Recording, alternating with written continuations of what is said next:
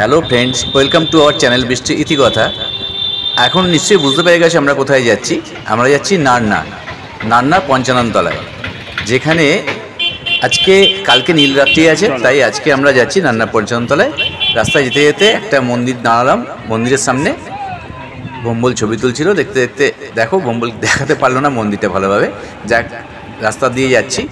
তবে তোমাদের একটা কথা বলে রাখি, যারা যাবে তাদেরকে বলছি রাস্তায় গাড়ি খুব সাবধানে চালাবে। কিছু রাস্তা অনেকটাই খারাপ হয়ে গেছে, কিন্তু দুদিকের পরিবেশ দেখতে দেখতে বেশ ভালোই লাগবে যেতে তোমাদের। এটা যেতে গেলে তোমাদেরকে যেতে হবে ডোমজুর থেকে যে কোনো টোটো বা অটো যাতেও করে তোমরা যেতে পারো, কিংবা ওখান থেকে গাড়ি ভাড়া করে যেতে পারো, কিংবা বাইকেও যেতে পারো। যেখানে যাকে হোক বলবে নান্না যাব, নান্না পঞ্চাননতলা মন্দিরে, সেখানে পৌঁছে দেবে বা তোমাদেরকে অ্যাড্রেস বলে দেবে। বেশি দূর রাস্তা নয়। হাওড়া থেকে আসলে তোমরা ডোমজুরে বাস ধরে আসতে পারো, এসে ডোমজুর স্টপেজে নেবে, ওখান থেকে টোটো পেয়ে যাবে। যাক, আমরা পঞ্চানন মন্দিরের কাছাকাছি এসে গেছি। দেখো, পঞ্চানন মন্দির ঢোকার অনেক আগে থেকেই দেখা যাচ্ছে কত সন্ন্যাস নিয়ে বেরিয়ে আসছে। এই মন্দিরের একটা আলাদা মাহাত্ম্য আছে। এখানে অনেক সন্ন্যাসী সন্ন্যাস গ্রহণ করে, এবং কালকে নীলরাত্রিতে প্রচুর অনুষ্ঠান আছে। আর পরশুদিনকে চড়ক, যেদিনকে গাজন বলে যাকে, সেদিনকে ঝাঁপটাপ পড়ার অনেক ব্যাপার আছে। এই মন্দিরটা কোনো বিগ্রহ নেই, অ্যাকচুয়াল কোনো বিগ্রহ নেই। যে বিগ্রহটা আছে সেটা পরে করা হয়েছে, আর এটা একটা ঘট প্রতিষ্ঠা করে করা হয়েছে। এখানে 500 বছরের পুরনো এই মন্দিরটা। এই 500 বছর আগে স্বপ্নাদেশ পেয়েছিলেন ওখানকারই এক লোক, তুবারাম ঘোষ। এই তুবারাম ঘোষ স্বপ্নাদেশ পেয়েছিলেন যে পাশের পুকুরে ঠাকুর আছে। তো উনি ওখানে গিয়েছিলেন, পরের দিন সকালে গিয়ে দেখেন একটা ঘট পড়ে আছে। তো উনি ওই ঘরটা নিয়ে এসে প্রতিষ্ঠা করার চেষ্টা করলেন, কিন্তু পারেননি। তারপর আবার উনি ঘরটা পুকুরে ফেলে দিয়েছিলেন, কিন্তু আবার স্বপ্নাদেশ পান যে পুকুরে ঠাকুর আছে। তো তারপর উনি গিয়ে দেখেন যে ঘরটা সেই ওপরেই বসানো আছে, এবং ঠাকুর স্বপ্নাদেশ দিয়েছিল যে একটা অশ্বত্থ গাছ গাছের নিচে ঠাকুরটাকে প্রতিষ্ঠা করতে।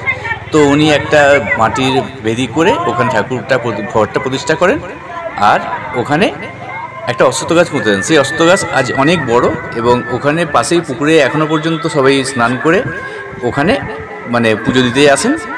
এখানে বলা হয়, দেখো আমি এসে গেছি, প্রায় মন্দিরের কাছে ঢুকছি, দেখাচ্ছি তোমাদেরকে। হ্যাঁ, এখানে বলা হয় যে এখানে যা চাওয়া হয় তাই পাওয়া যায়। এখানে যদি কোনো পঙ্গু বা খোঁড়া বা কোনো শারীরিক প্রতিবন্ধী কাউকে নিয়ে আসা যায়, এখানে মাটি যদি গায়ে লাগানো হয় অনেক উপকার হয় এবং ফললাভ হয়। যাই হোক, তাই সেই উদ্দেশ্যে দেখো আমি এখানে ছবি তুলছি। সেখানে দেখতে পাবে নিচে মাটি আছে, মাটি পুরো সবে কাদাগরণ হয়েছে, সবাই দণ্ডি কেটে গেছে। আর প্রচুর ভক্ত সমাগম তোমরা দেখতে পাচ্ছ। দেখতে থাকো কীরকমভাবে ভক্ত সমাগম হয়েছে সব। আর ওই দেখতে পাচ্ছ চাল ছুটছে মন্দিরেতে সবাই। আর প্রচুর সন্ন্যাসী এখান থেকে সন্ন্যাস নিয়ে বাড়ি চলে যাচ্ছেন, কালকে আবার আসবে। আর নীলরাত্রি আর গাজনের দিন এখানে কোনো রকম পা রাখা দেয়। আমরা এর আগেও অনেকবার এসেছি, কিন্তু ছবি তোলার মতো সুযোগ পাইনি। কারণ নিজে হাঁটবো না ক্যামেরা সামলাবো না মোবাইল সামলাবো, কোনোটাই সম্ভব হয় না। আজকে তাই জন্য সকালে এসে ছবিটা তুলে তোমাদেরকে দেখানোর চেষ্টা করলাম। মন্দির চত্বরটা, মন্দিরের সামনে দেখো কত লোক মানত করেছে, কত বলবো ধূপ ধুনো দিয়েছে সবাই। দেখো অত সন্ন্যাসীরা নিচে পিছনে বসে আছেন, কত লোক বাইরে আশ্রয়ে দাঁড়িয়ে আছেন। ধারণা করা যাবে না, জাস্ট অকল্পনীয়। আপনারা না আসলে বুঝতে পারবেন না। এই দেখুন, এখানে একটা মন্দিরের বিগ্রহ রয়েছে, এটা পরে হয়েছে, কিন্তু মূল যে ঠাকুরটা ঘট আছে ওটা অশ্বত্থ গাছের নিচে আছে। আর এখানে দেখতে পাচ্ছ সমস্ত রকম পুজোর উপকরণ পাওয়া যায়, সব রকমই আছে। আর সবাই প্রচুর ভক্ত সমাগম। তোমরা এখানে না আসলে বলে বোঝানোর ক্ষমতা আমার নেই, বলে বোঝাতে আমি পারছি না। তো তোমরা এসো, কালকে নীলরাত্রি আছে, কালকে নীল পুজো হবে এখানে। আর এখানে ওই স্বপ্নাদেশে বলা ছিল যে এখানে এসে যদি কেউ সন্ন্যাস করে তার সমস্ত মনের কামনা পূরণ হবে। সত্যি তাই, এখানে আসলে পূরণ হয়, না হলে এত লোক আসবে কেন? এই দেখো সেই মন্দিরের সামনে আমি দাঁড়িয়ে আছি, একটু ছবি তোলার চেষ্টা করলাম। পাশে দেখতে পাচ্ছ ওখানে নিচে পুরো জল ভর্তি হয়ে আছে, কাদা, কারণ একটু আগেই সবাই দণ্ডি কেটেছে। আর আমি একটু এসেছি দেরিতে, দুপুর হয়ে গেছে, তো সেই জন্য এই এখানে মন্দির। দেখো তোমরা মন্দির দেখতে থাকো। আর এই যে বাঁশটা দেখতে পাচ্ছ, এর ওপর থেকে ঝাঁপ হয়। এটা শেষ দিনকে ঝাঁপ হয়। কালকে নীলরাত্রি, পরশু দিন গাজন, গাজনের দিনকে এখানে ঝাঁপ হবে। আর অসংখ্য ভক্তবৃন্দ এখানে বসে থাকে। ঠিক আছে, দেখো তোমরা। আর আমি বিকালে যদি আসতাম তাহলে দেখাতে পারতাম তোমাদের গাজনের নাচ যেগুলো হয় সেগুলো সব কিছু, কিন্তু আমি সেই মুহূর্তে তো অতক্ষণ বসা সম্ভব নয়, তাই চলে এসেছিলাম।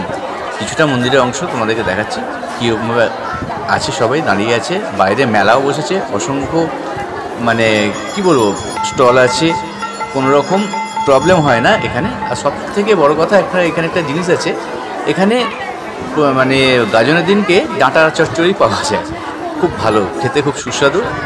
আর এখানে দেখো বাচ্চা মেয়েটাও কিছু পয়সার জন্য ঠাকুরের উপকরণ বিক্রি করছে। এই সেই পুকুর আমি ওখানে সবাই স্নান করছে বলে গেলাম না, কারণ যাওয়াটা ঠিক হবে না, তাই দূর থেকে পুকুরটা দেখালাম। ওই পুকুর থেকেই ঘরটা উঠেছিল।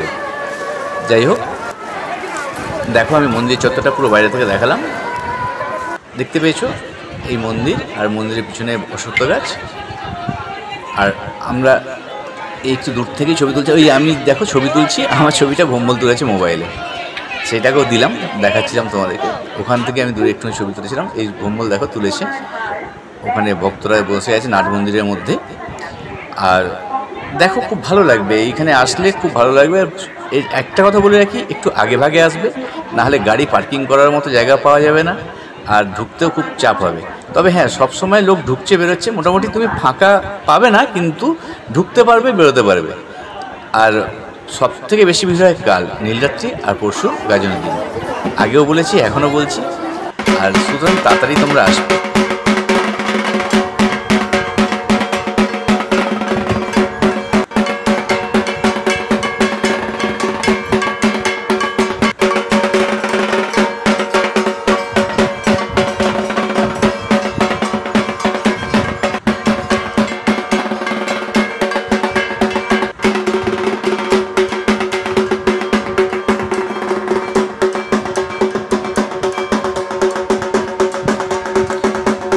চলছে, আমি বেরিয়ে যাব, তার আগে আরেকটুখানি দেখে নিলাম চারিদিকের দৃশ্যটা, একটু দেখে নিলাম কীভাবে চারিদিক থেকে দেখো পুজো চলছে। আর উপরে সবাই ঘন্টি বাজাচ্ছে, ঘন্টি বাজিয়ে এইমাত্র এরা সব দণ্ডি কেটে এসেছে, কেউ সন্ন্যাস নিয়েছে। আর এখানে সমস্ত রকম পুজোর উপকরণ পাওয়া যায়। দেখো পুজোর উপকরণ এইভাবে ডালি করে সাজানো আছে, যে যেরকম যার সামর্থ্য সে সেরকমভাবে পুজোটা দেবে, দিয়ে ঠাকুরের কাছে মনে কামনা পূরণ মানে আশা চাইবে। আর দেখো কত আচার, দেখে তো জিভে জল এসে গিয়েছিল, কত রকমের আচার একদম বিক্রি হচ্ছিলো ওখানে, ধারণা করতে পারবে না। আর নানা রকমের তো খেলনা তো রয়েছেই, বাচ্চাদের খেলনা রয়েছে, বা যাবতীয় মেলাতে যা যা যা জিনিস পাওয়া যায় সবই আছে। আর সন্ন্যাসীরাও এই ফাঁক সময় কিছু কিছু জিনিস কেনাকাটা করছে, আর সবাই ঢুকছে বেরোচ্ছে। আমি গেছি একদম দুপুরবেলা 1-1:30টার সময়, কিন্তু আজকে বেশ ওয়েদার খুব মানে পরিবেশটা খুব মেঘলা ছিল, বেশ ভালো লাগছিল, তার জন্যে অসুবিধা কিছু হয়নি, খুব কষ্ট হয়নি। গেলাম আর ছবি তুললাম। তোমরা দেখতে থাকো মেলাটা, কীরকম মেলাটা চলছে।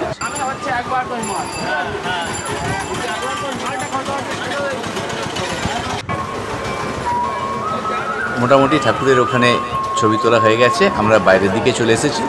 এবার বাইরের দিকে চলে যাব। আর একটা জায়গায় বাইক রেখে এসেছিলাম, ওইখানে 20 টাকা করে বাইক জমা রাখতে নেয়। যাক, 20 টাকা বাইক জমা রাখতে নেয়। আর বাইরে একদম 4 চাকার ভেতর ঢুকতে দেয় না, প্রায় 1/2 কিলোমিটার দূরে 4 চাকা রাখার জায়গা আছে, সেখানে জমা রেখে আসতে হয়। আর এখানে ওই বলছিলাম না, শাক প্রচুর, নানা রকমের কুমড়ো শাক থেকে শুরু করে অনেক রকমের শাক আর কুমড়ো পাওয়া যায়। হ্যাঁ, এইটা এখানকার একটা খুব সুন্দর দেখলাম, মেলার মধ্যে এগুলো পাওয়া যায়। আর পরশু দিনকে পাওয়া যাবে ডাঁটা চচ্চড়ি। যাক, পরের দিনকে ডাঁটা চচ্চড়ি আপনাদের দেখাবো। দেখো সন্ন্যাসীরা কুমড়ো নিয়ে আসছে কাঁধে করে, কেউ বগলে করে, ধুনো, ধামা, কুলো সব কিছুই বিক্রি হচ্ছে। আর তোমাদের ভিডিওটা কেমন লাগলো একবার দেখে বলে আমাদেরকে একটু জানাবে। আর যদি ভালো লাগে একটা লাইক, কমেন্ট আর শেয়ার করে দিও। আর আবার পরে আমি দেখাবো নীলরাত্রি নানা রকম অনুষ্ঠান। আজকের মতো এই পর্যন্ত রাখি, আবার দেখা হবে পরের ব্লগে, অন্য একটা ব্লগ নিয়ে আসবো। আজকের মতো রাখলাম, টাটা। সবাই কিন্তু ভালো থেকো, সুস্থ থেকো।